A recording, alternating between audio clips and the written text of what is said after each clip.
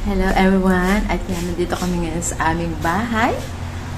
Hindi kami makaalis kasi meron kami mga binabantayan dito. Ang aking alagang aso. Ayan. Alam nyo kami, syempre Sunday ngayon, nag-church kami kanina. And iniwan namin si Ash dito at saka yung kanyang bali tatlo na lang kasi namatay kagabi yung isa. Kaya nakakalungkot. Tapos kanina sabi ko, syempre hindi namin pwedeng ipagpalit. Of course, ang Panginoon, ang pagsimba. At iniwan namin dito si Ash, kasama yung tatlo. Ang ano na lang namin ay bahala na si Lord. Kung ano mangyayari sa mga tuta. At yun nga, pagdating namin kanina ay, ay wala dito sa higaan yung tatlong tuta. Sabi ko, sasa lang iyong anak. Naku po, tamakbo doon sa sulok, doon sa may tabi ng TV. Nandoon yung dalawa, itong dalawang light colors na to. Sabi ko, nasaan yung isa? Yung kulay itim. At nagpunta doon sa paanan ng electric fan. Alam niyo po, ay basang-basa. Parang binitbit niya. Kinagat niya yung aso. Yung tuta at wala na rin yung aso ni Kuya Alin. Kaya nakakalungkot pero ganun talaga, hindi natin hindi natin hawak ang mga buhay kahit mga hayop pa man yan. At eto na nga lang natitira, dalawa sila. Yan. Pero mukhang itong dalawang to ay matibay, kaya sana ito ay mabuhay. Kaya ayoko na mag-alaga ng aso, ng tuta, kasi nakaranas na ako na nung si Asay unang nanganak ay tatlong anak niya. Yung isa ay buhay naman ngayon kasi kamukha ni As. Tapos yung dalawa ay nawala, namatay din sila, pero sila ay siguro mga 2 months na mahigit, malalaki na. Kaya yung syempre yung attachments mo sa mga alaga mo ay gano'n na lang, napamahal na sa'yo. Kaya ang sakit na, syempre ang hirap nung mawala yung dalawang iyon. Kaya sa ngayon, ayoko sana na ulit mag-alaga ng tuta kasi yung attachment nga ay masakit kapag nawala. Pero ito nga, hindi namin inaasahan na nabuntis si Ash. Yan, kaya sabi ko, naku, panibagong na naman to, hirap. Siyempre magpupuyat ka, parang may baby ka aalagaan mo.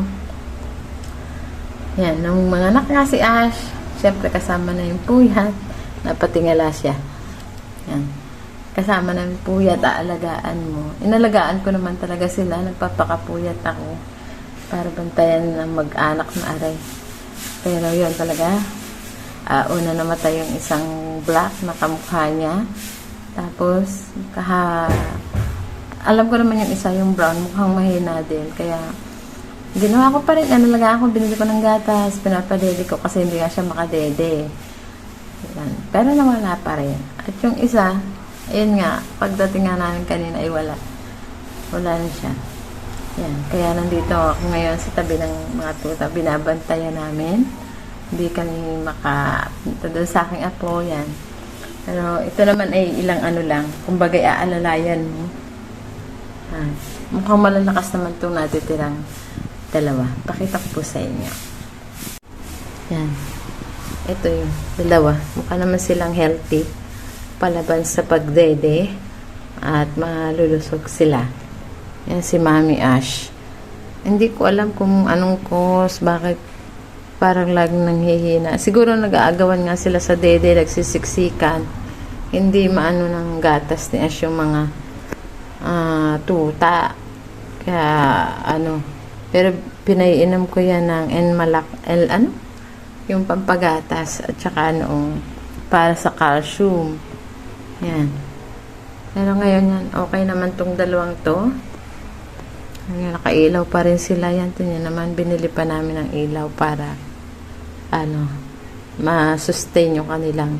Sabi hindi daw pa marunong yung mga tuta ng worm sa kanilang sarili. Kaya kailangang ilawan. Hindi naman talaga ako expert mag-alaga ng aso.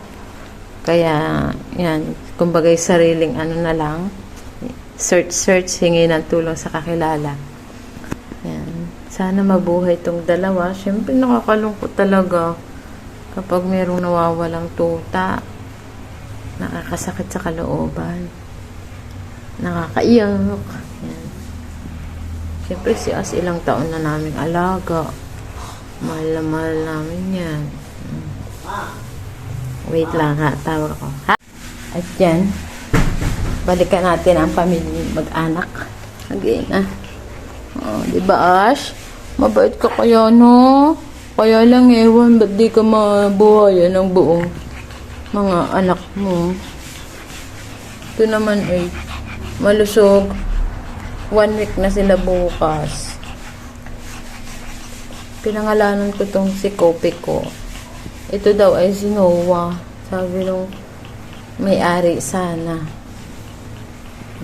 Malakas siyang dumidi eh.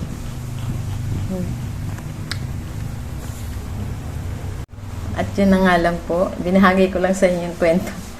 Kwento ng aking mga tuta. Dini sa Batangas ay bilot. Yan. Kaya ayoko na po talaga mag-alaga. Nakakalungkot kapag nawawala. Yun lamang po. Yan. Happy watching and God bless.